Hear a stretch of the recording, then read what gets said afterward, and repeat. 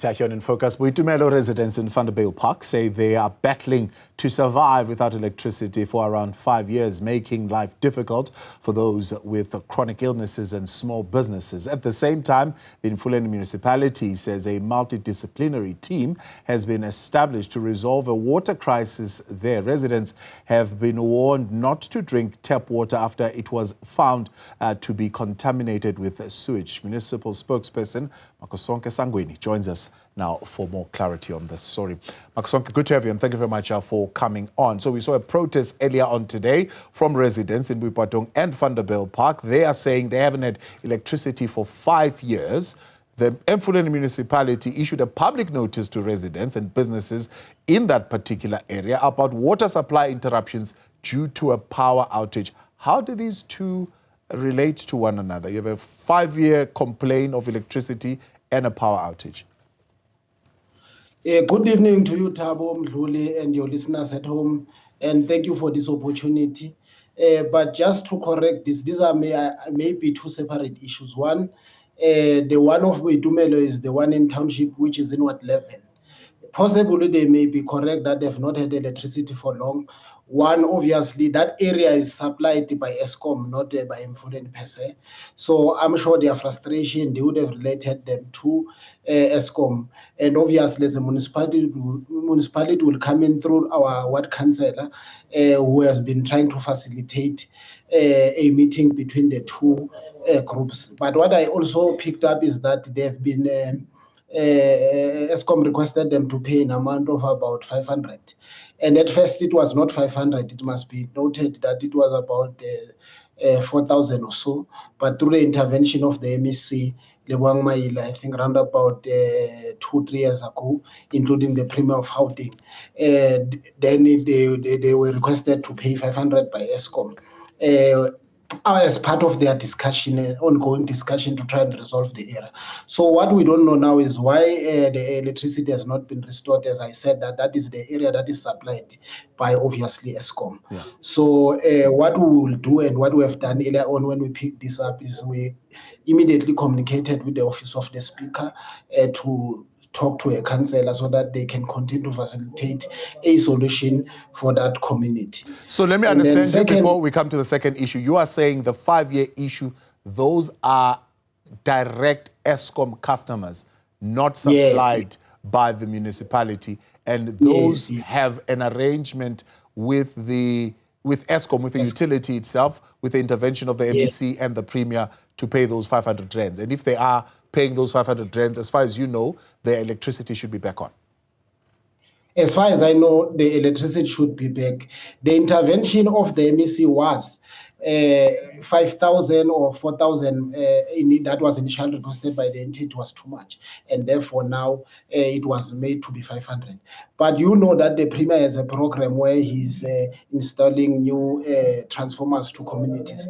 So I would not know what is the situation with that community because I only got to be aware of it later in the evening today through your station. So we'll make a follow-up and try to understand really what really then is the root cause of this problem. Because in our understanding, maybe they should have been one of the communities who benefited from the program of the Premier. But secondly, we would want to understand what is the situation between them and the entity, which is Eskom. Not to say, of course, as a municipality, we are relegating our responsibility because we're a public institution, therefore we are responsible for all public problems that affect our communities. So that's why we will obviously make sure that through our councillor, we have an intervention, we facilitate that, and then we find an immediate solution to that. Yeah. But safe to say that most of the problems that we encounter in such situations, you'll find that there's no collaboration and there's no working together between the communities and Eskom, because some of our communities will find that there's a lot of legal connections, and when Eskom advises that they must cut these illegal connections, you find that communities, they are refusing and some of them become violent, and then you'll find that Eskom officials, therefore they have fear of their life to want to participate and continue to help. So now, you may find that it is a situation like in other areas. Now, meanwhile, there's been no load shedding, at least for the last 26 days. You have issued a notice to say you will be cutting power, though, to particular areas, or at least power is out in particular areas due to water interruptions due to a power outage. What is the power outage about? Yeah, no, that is a separate area. It's in Vanderbijlpark, actually, where I stay, where you are affected. So Vanderbijlpark, it has a lot of extensions. For example, we've got CW areas, we've got SE areas, SW areas.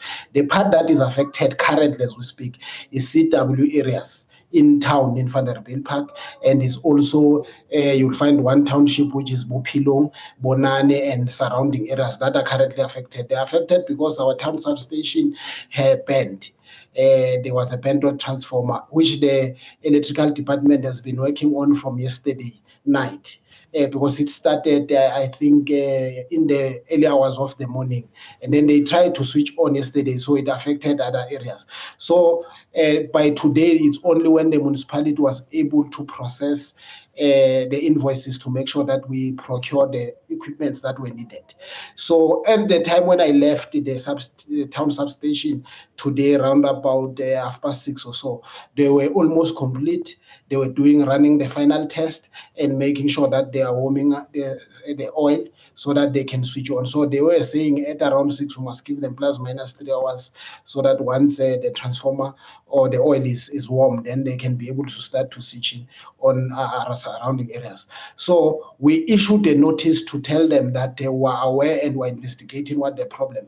Once we detected what was the problem, we also know out of experience that if we have power cuts for longer, it also affects our pumps stations for water. So we're saying the community must use water sparingly and take note that with these power cuts for that particular community, we may then be affected in terms of water. So that's what we're just cautioning about. It was not to say that we generally had a crisis of water in the area. It's not a situation like that. And the other matter that you mentioned of pump rigs has been comprehensively resolved. Tests were run, and the community is now benefiting from clean water, which is a matter that had affected that community for about 2 weeks, and which is a separate matter. I address it because I heard you mentioned it. Yeah. It's also a separate community far away from Vanderbijlpark. So you are saying then, if we are going to go with that timeline, at least in the next hour, there should be some restoration that is beginning to happen as far as electricity is concerned. As far as the water pumps are concerned, when do you expect those to be back to normality? Immediately. Look, we have not had a general complaint about water shortages as I currently speak. The statement from the municipality was cautioned that we use water sparingly, but we have not had a general complaint where communities have said we have already started to be affected. As I say to you now, myself personally, I'm affected because that's the area in which I reside, but I still got water this morning that was warm, and I still have water in my house. But we anticipated that if it would have taken longer than 2-3 days, we'll get to have those problems. So we're just being proactive in that regard. So immediately when it switch on, automatically the pumps will kick in, and then after everything will be back to normal, and then the community will continue to benefit from water and also use the water as much as they possibly can.